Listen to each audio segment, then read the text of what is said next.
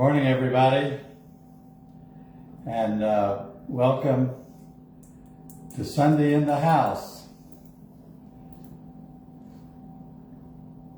I'm Dwight Moody, here on a very cold day in South Carolina, and it's been a cold day in lots of parts of the country, except in California, where it's been really hot. But I welcome you to Sunday in the House. I'm the host, Dwight Moody, and I want to introduce myself. Some of you don't know me. I am a minister, an ordained minister. I have pastored in Pennsylvania, Indiana, Kentucky, and North Carolina. I've been a college professor and an organizational executive. I'm now mostly retired, but now the host of this Sunday morning program. And I'm glad you joined us. I call it Sunday in the House. It's an outreach to people that don't have a church or quit going to church or don't like church or had a bad experience in church, sometimes called the de-churched community, or what I like to call the Church Alumni Association. We don't limit our program to just that demographic, but there are 40 million people in that category in the United States. 40 million people who either grew up in church or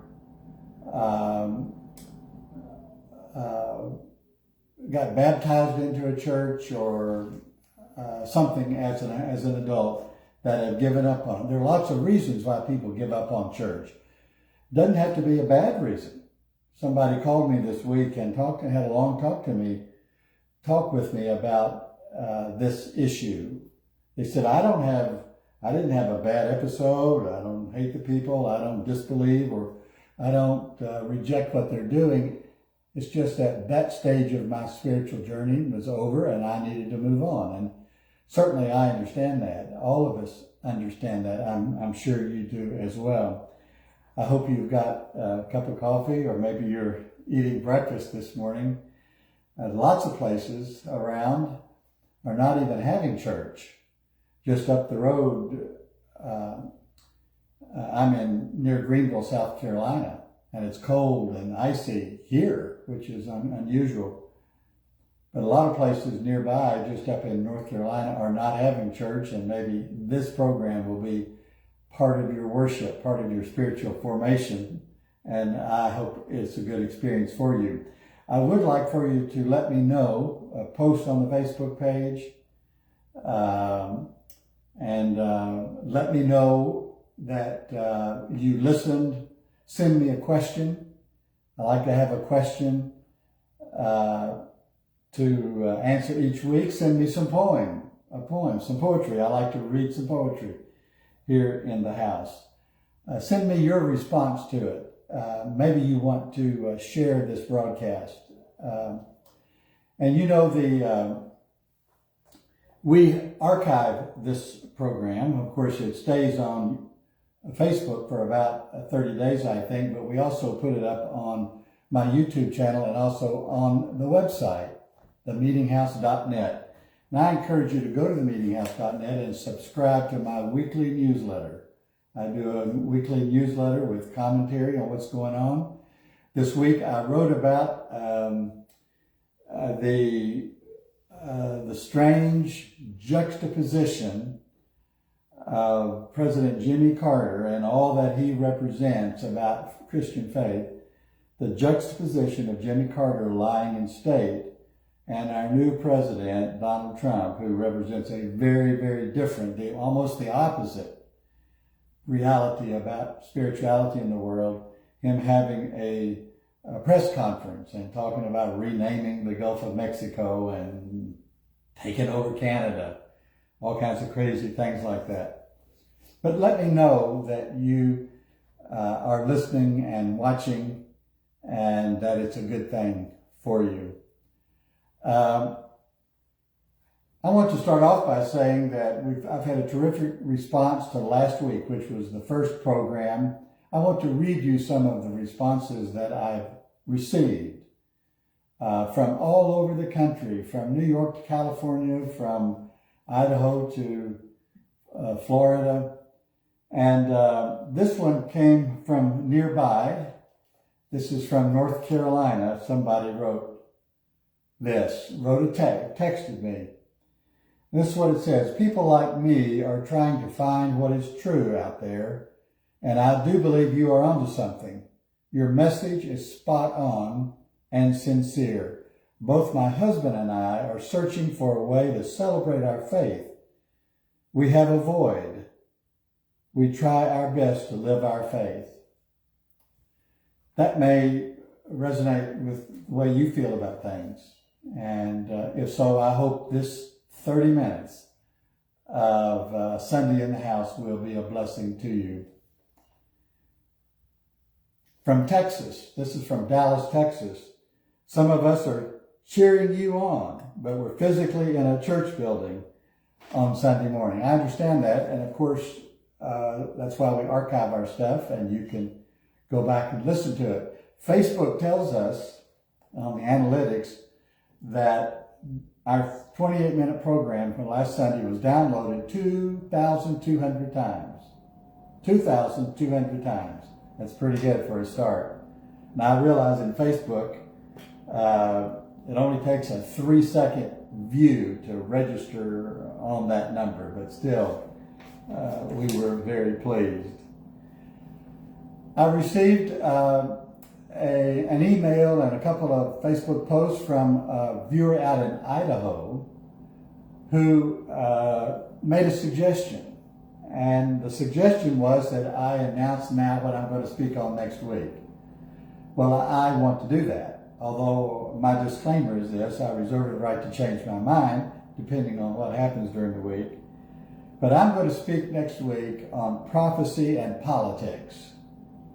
Prophecy and politics, and I'm going to talk specifically about the apostolic networks that have become very, very popular, have been very prominent in the support of the new president-elect, especially one called the New Apostolic Reformation, the NAR. You may want to do a little research on that, the NAR, New Apostolic Reformation. You may know somebody who's involved in this. It's a fresh and peculiar expression of evangelical Christianity in the United States, and that's what I'm going to do next week. Now, my friend who wrote me from Idaho contacted a friend of his in Phoenix, Arizona, because he had just written a book about his experience at deconstructing his faith.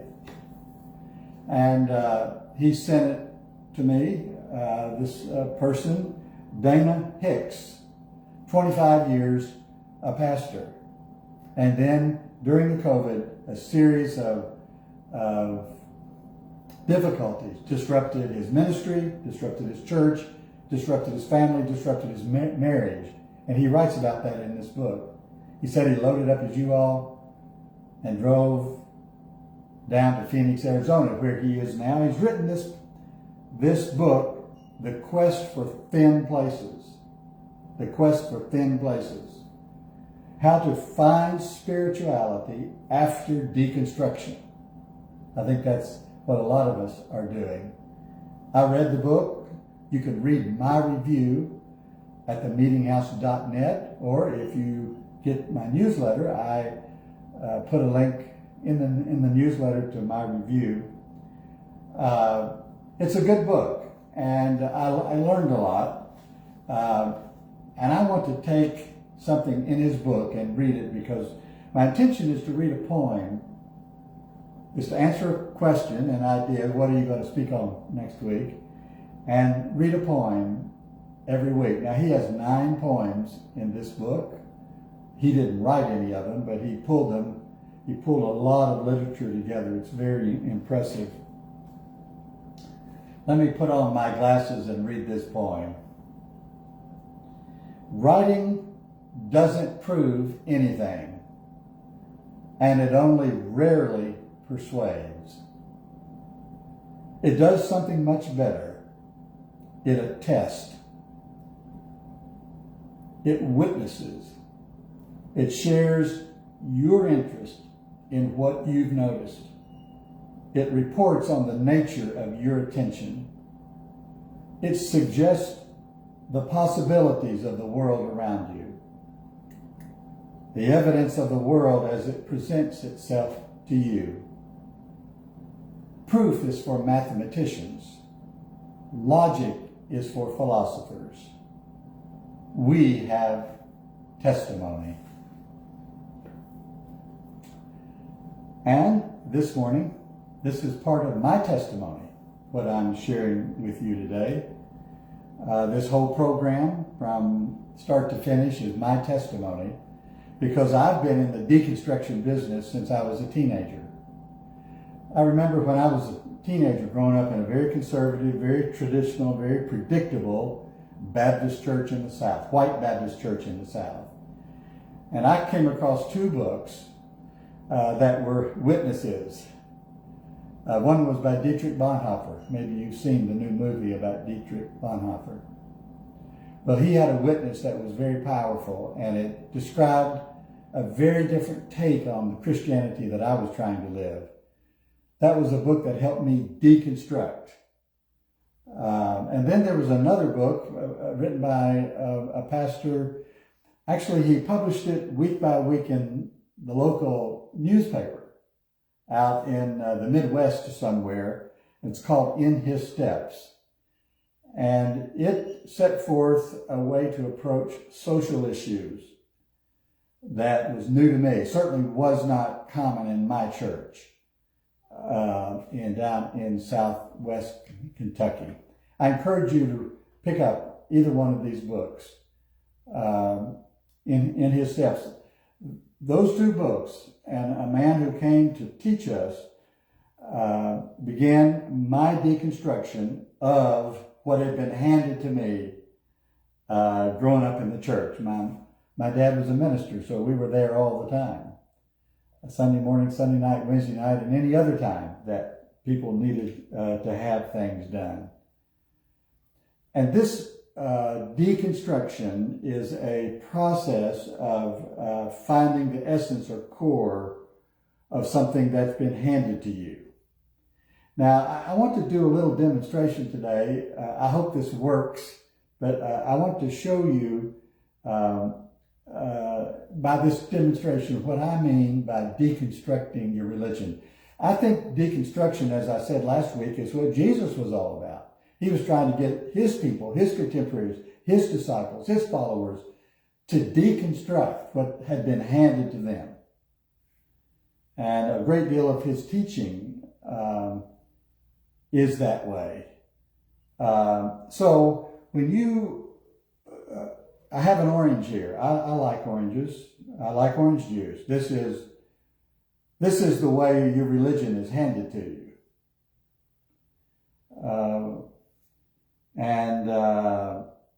This is what we do with it. Of course, we take it apart. We discard the stuff on the outside. And that might be the kind of building you worship in, or the kind of clerical robes that people wear. And of course, as we do that, we end up with a whole bunch of orange pieces, which they're good to eat. You can eat them just like that.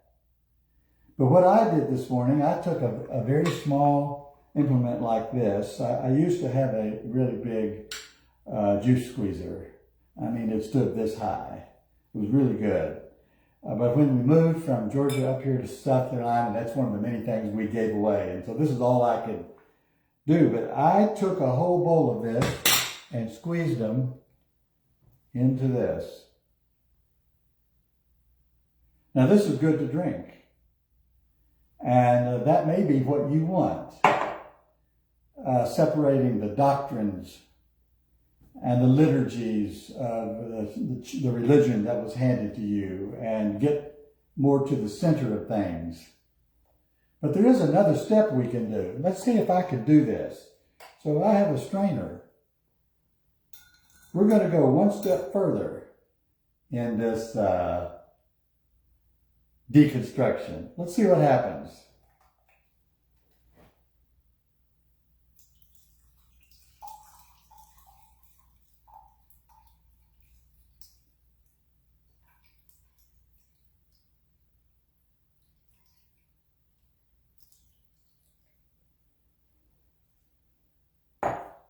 Well, in the first place, I made a mess. But we're straining out a lot that's in the religion. I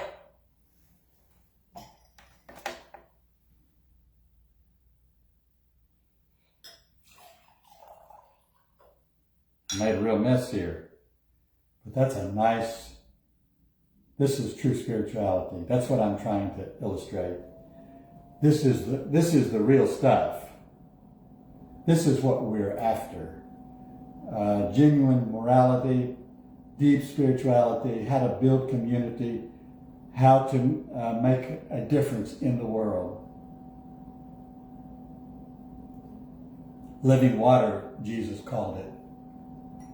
This is what I'm trying to help you do. It's what Jesus was trying to do. Specifically, in a passage of Scripture in what we call the Sermon on the Mount. Now this is contained, the largest part of it, in Matthew, in what we now call chapter 5, 6, and 7. It begins, as many of you know, with the sermon, with the Beatitudes. Blessed are the poor in spirit. And it ends up with that very famous parable that Jesus told about the wise man built his house upon the rock. The wise man built his house upon the rock. The wise man built his house upon the rock, and the rains came tumbling down. You know that song? The parable that Jesus told about the foolish man who built on the sand, the wise man who built on the rock. The rains came down and the floods came up. The rains came down and the floods came up. I learned that, of course, like many of you, a long, long time ago. The house on the rock stood firm, so build your life on the Lord Jesus Christ. That's what I believe. I learned it very early. Not build your life on a tradition, not build your life on a denomination, not build your life on a religion, not build your life on a set of doctrines, not even build your life on a book this thick. We funnel everything through Jesus Christ. The Old Testament, the teaching of Paul, the traditions of the church, what you know and love about your own tradition, you funnel it through Jesus Christ. Jesus is the sieve. Jesus is the sieve through which we separate good stuff from the better stuff and the best stuff. So this is the Sermon on the Mount. It starts with the Beatitudes. It ends with this parable, the way Matthew sets it out. Of course, he has collected all this material in what we call 3 chapters. This is material that Jesus taught many, many times in many different settings, using many different illustrations and many starting points. And they gathered it together. It includes the Lord's Prayer, which I think is the greatest collection, most powerful and important collection of words in the history of human culture.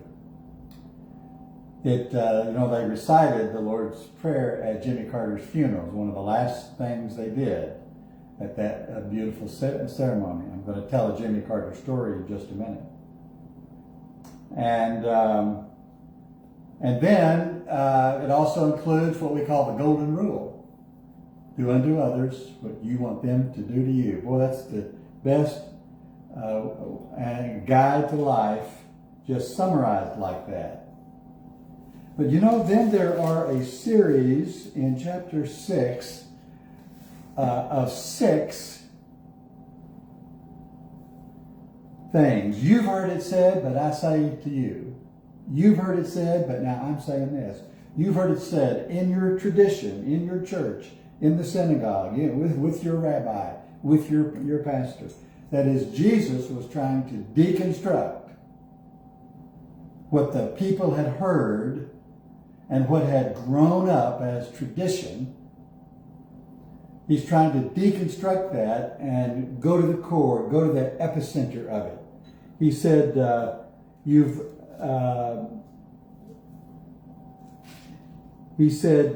let me find this.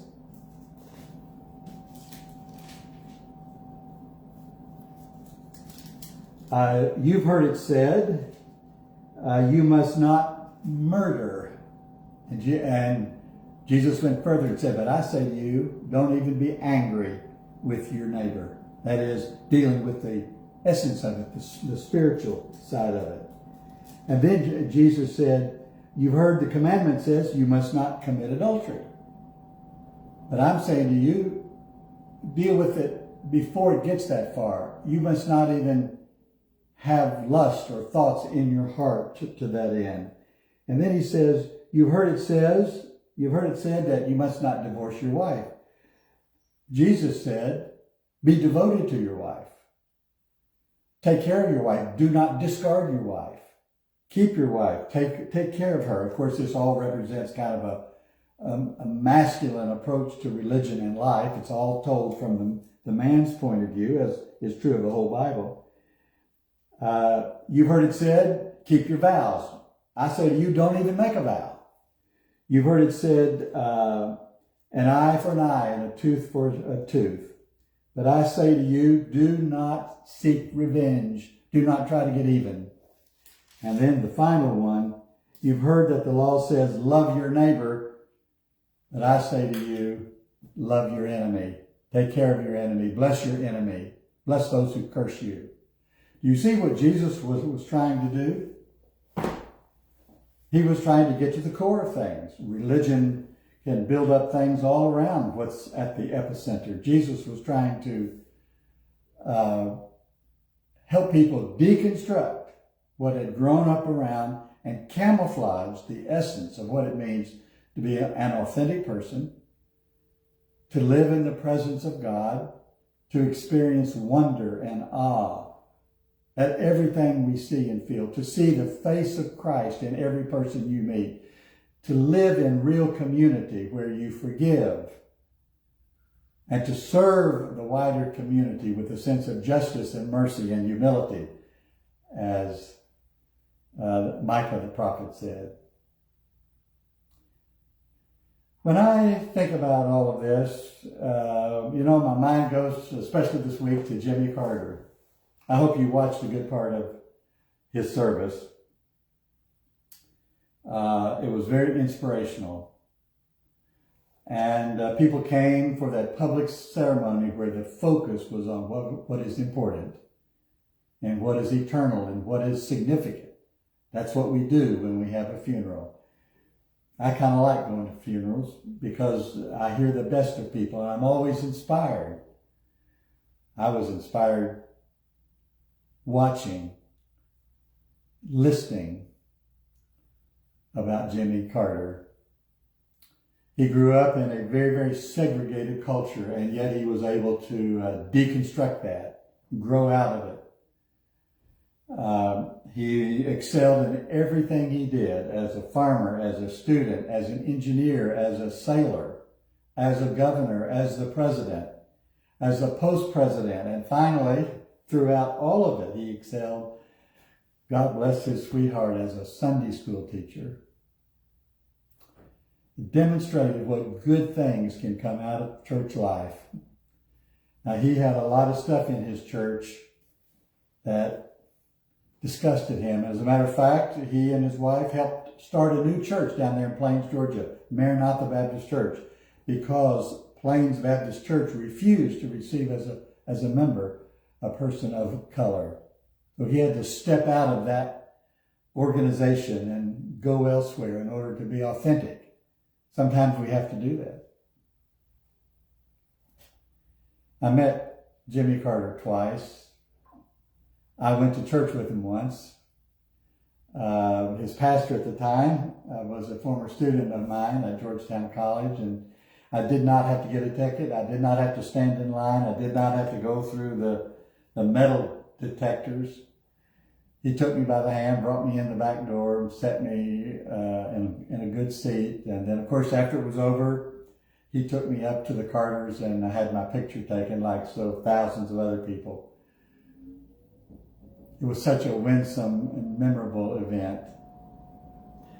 But I want to tell you about another time that I met Jimmy Carter. He was advertised as the chief speaker at a religious event that I was supposed to be at. I guess this was Atlanta, but I don't really remember. It was a breakfast. He was the keynote speaker.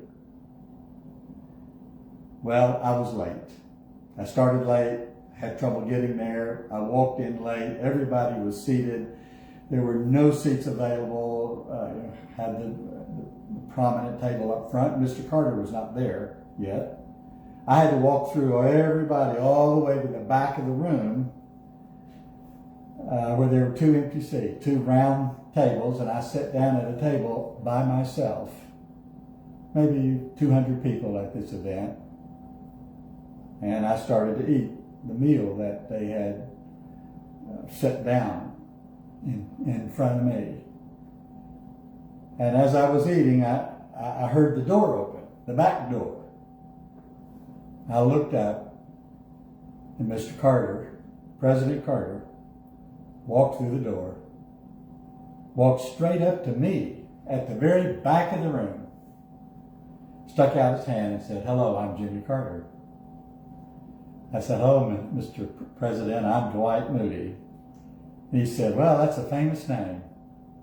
And I said, "Yes, it's a famous name." He was referring, of course, to the famous Dwight A. Moody, who died in 1899. I said, "Yes, it's a famous name, but you are a famous person, and I'm glad to meet you." He went on to another table, and one of his security men, Secret Service men, sat down at the table with me, and we chatted. Mr. Carter and Rosalind were at another table. But I thought, how appropriate for him, rather than coming in at the front and people standing and greeting all the important dignitaries that were at this meeting, came in through the back door, sat at the back with all of those of us who were late to the meeting. So like Jimmy Carter, so like what we want to be, doing justice, loving mercy, walking humbly with God. I hope that's your ambition. I hope whatever it is you deconstruct about your religion, that's what you end up with. That's what Micah the prophet said 800 years before Jesus. Jesus, of course, had his version of that. And Paul the Apostle later said, faith, hope, and love, these three things abide. This is the core of things. This is the real drink of living water. Thank you for joining me today for Sunday in the House. Go to my website at themeetinghouse.net, read something, sign up for something, post on the Facebook. Let me know you've been here with me today. Even if you watch it sometime later in the week. We want to keep track of things. Send me a message, send me a question, send me some poetry. God bless you. Thank you for being here for day number 2 for Sunday in the House. I'm Dwight Moody in the Meeting House.